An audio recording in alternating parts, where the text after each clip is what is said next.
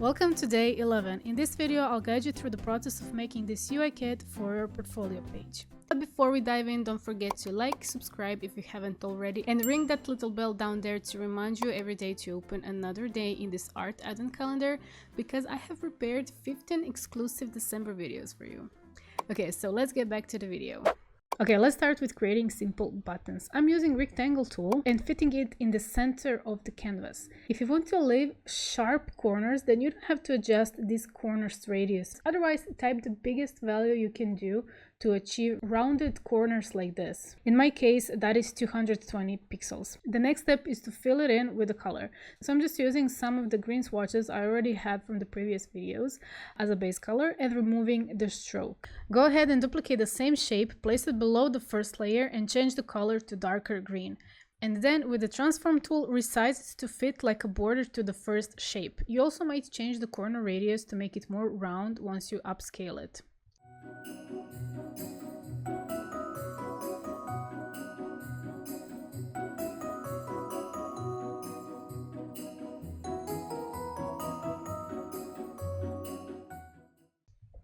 I decided to go back to the first shape, and instead of painting the gradients, I adjusted with the gradient option. So when you click on the gradient icon, you get to choose different color combinations.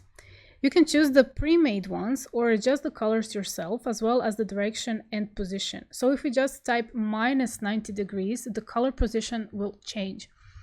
With a double click on the little color box, you can change the colors. I definitely didn't like this yellow, so I changed it by color picking the color from the swatches again, but making it slightly lighter. I did the same for the shadow color.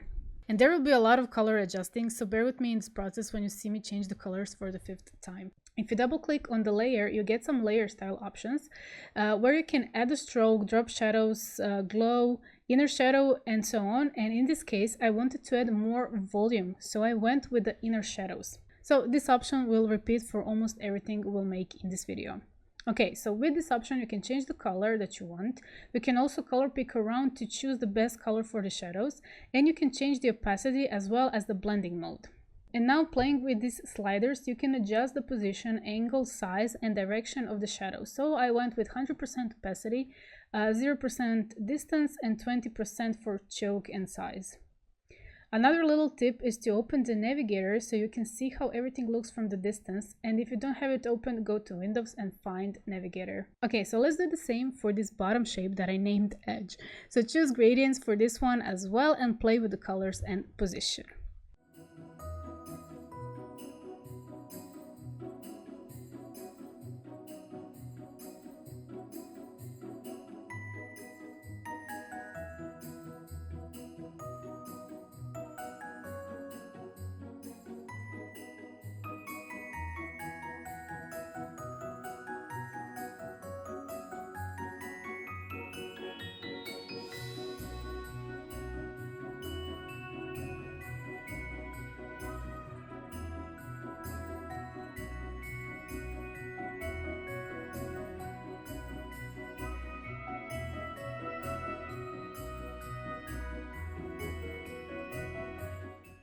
I decided to go back to the first shape and change from the inner shadow to the drop shadow, but honestly looking at it now, I could have left both options. The drop shadow casts the shadow on the object below, which is what we want to separate these two parts. And for the edge layer, I put the inner shadow.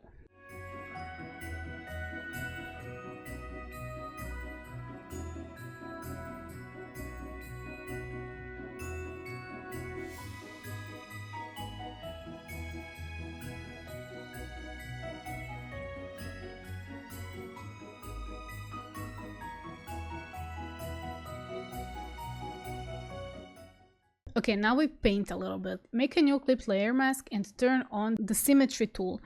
You can access the symmetry tool once you're using the brush tool. And with the very light green, not fully white, paint some highlights on the top and on the sides.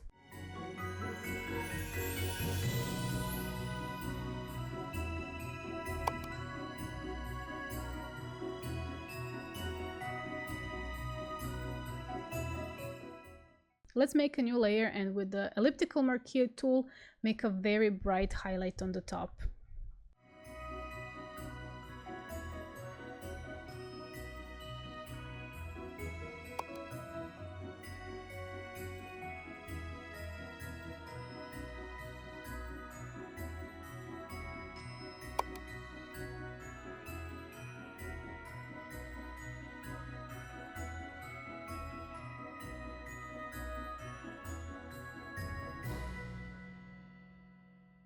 Okay, so now select all layers by holding Shift and create a group with Ctrl G on your keyboard. Now I just want to show you how you can place text on top of this button and make it look like a part of it and not just plain text.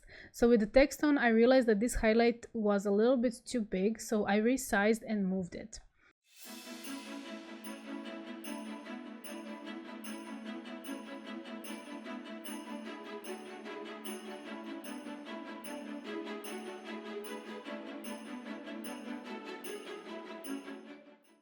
So go in the layer options and choose the stroke and color pick dark green for the outline. For some reason I made a new layer for gradients, but you can also do this in this layer options with the gradient overlay, and it is way simpler way to do so. So I suggest doing that instead of making a completely new layer. Okay, what we can do now is to duplicate the whole group and make it some other color. So you can duplicate with the right click and find duplicate group, or with Ctrl J on your keyboard, which is way faster. So let's make this one blue. And the cool thing here is you can change the colors and make as many buttons as you want this way. So just go back to the settings of each layer and choose some different colors. I suggest making a copy of this group and leaving it hidden in case you mess up something and you don't want to make everything from scratch again. These layers options come in handy for making something way quicker and more coherent than drawing and painting from scratch.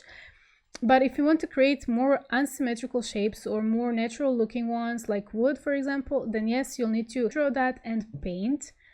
But even then, these layer style options can help you with adding some shadows or whatever you want to achieve. So I encourage you to explore this on your own until you discover and reach your style.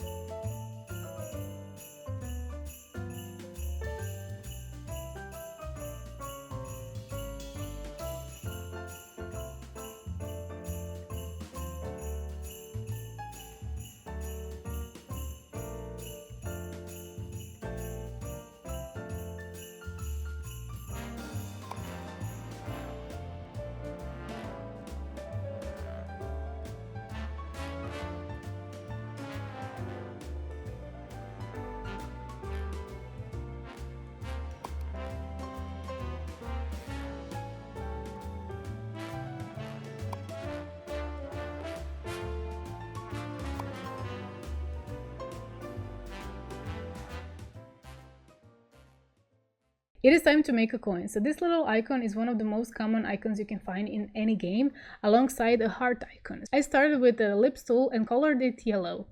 Because this icon will stand a little bit turned to the side, I squeezed it a little bit to fit that perspective.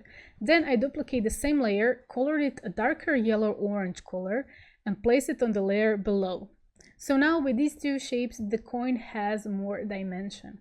Alright, so let's do the same for the center of the coin. I duplicated the layer, scaled it down to fit the center, and color picked the same darker shade. And now it's time to paint a little bit. So before that, select all layers and with the right click, go to rasterize the layers. Keep these three layers separated because now you can add new ones on top of each piece and have more control when painting. I'm always looking at the navigator because this icon will be very small on a mobile device and it needs to be readable. So with that in mind, that's why I went back and forth a lot, because I didn't want to oversaturate it with too many details. It's important to add brighter highlights and to separate the back and front of the coin.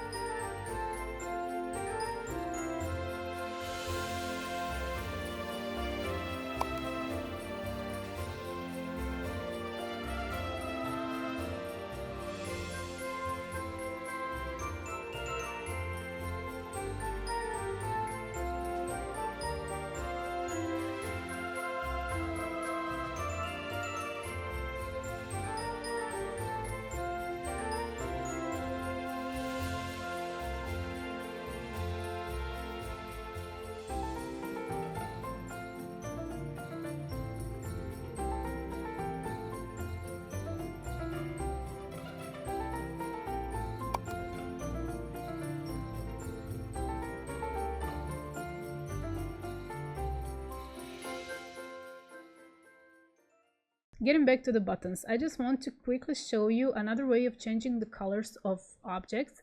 So I was again duplicated the button group, but this time I merged all layers. So with Control U on your keyboard, we get this hue saturation window where we can change the hue saturation and lightness. So if you select the box that says Colorize. Now we can completely change the color. So you can adjust these sliders according to what you want to achieve. And by using this, I made one red and purple button to have more color variations.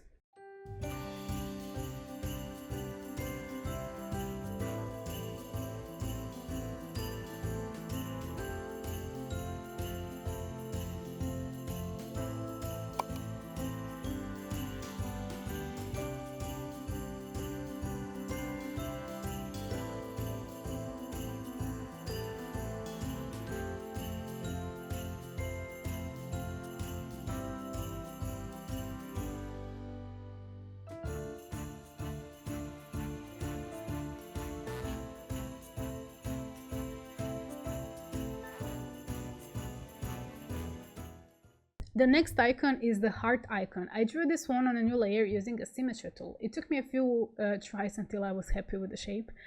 And after that, I selected the line art area with the magic wand tool and picked some parts with the lasso tool. And then at the end, filled it in with the bucket tool. Okay, so many tools. Then I applied a gradient and inner shadow in the layer settings.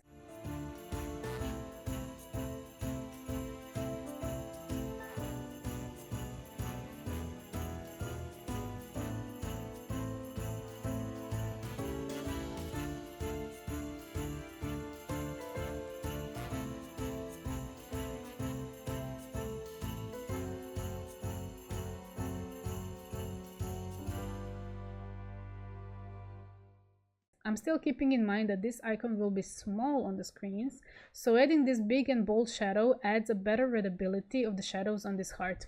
I added more saturation with the overlay blending mode and bold highlights on the top.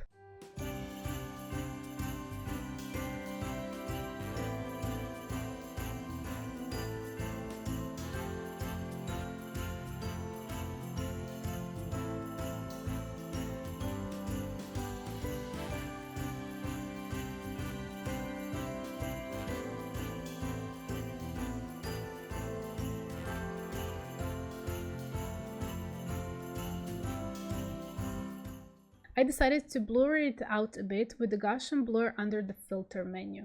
At the end, I added some more highlighted areas in the middle and the rim light on the right side.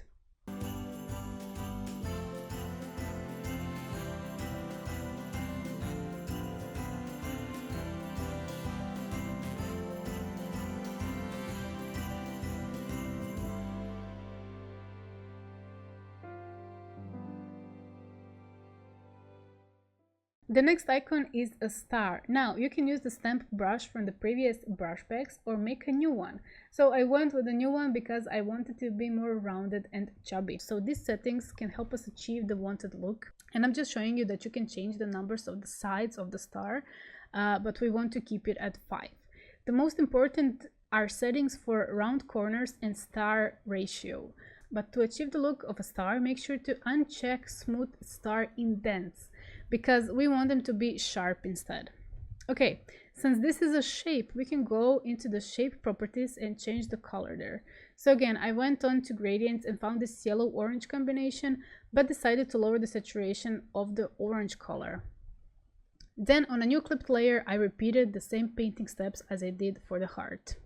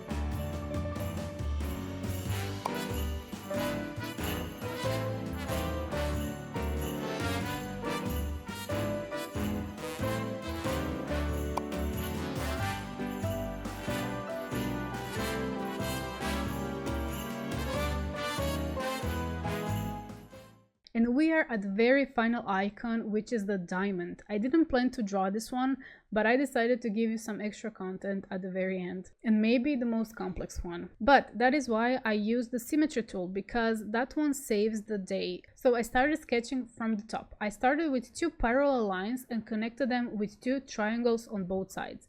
I can make a separate video going into more details about how this material behaves, but this one is particularly sharp and cornered, almost like it's built from different pieces and glued together. So after the sketch, I went on a new layer on top and drew a clean line art.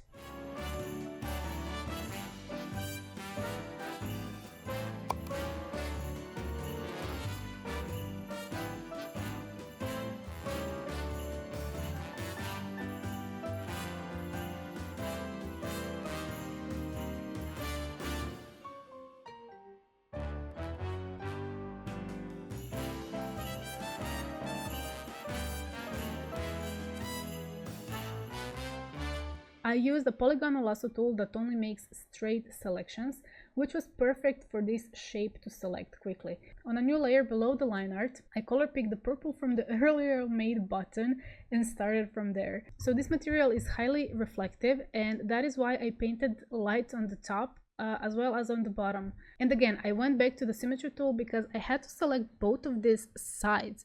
Otherwise, it would only paint on the selected side despite the symmetry, if that makes sense. So I painted some dark purple on the top and light on the sides and near the edges. I also added some pinky purple colors for saturation. Because this will be a small icon, I didn't go into details at all. It was important to capture the highlights and to separate these square parts.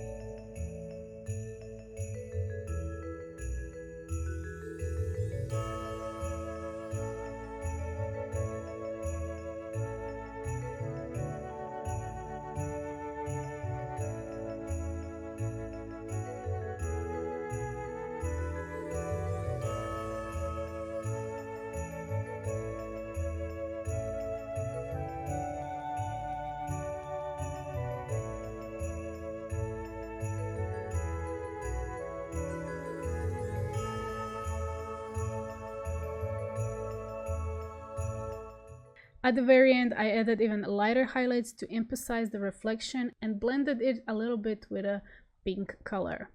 And that is it. This is the perfect base UI kit that you can further experiment with to create new icons, buttons, and boxes. I hope you're enjoying the videos so far, and if that's the case, don't forget to like, subscribe, and leave a comment down there. I always like to see what you have to say, and I'll see you guys in the next video. Bye!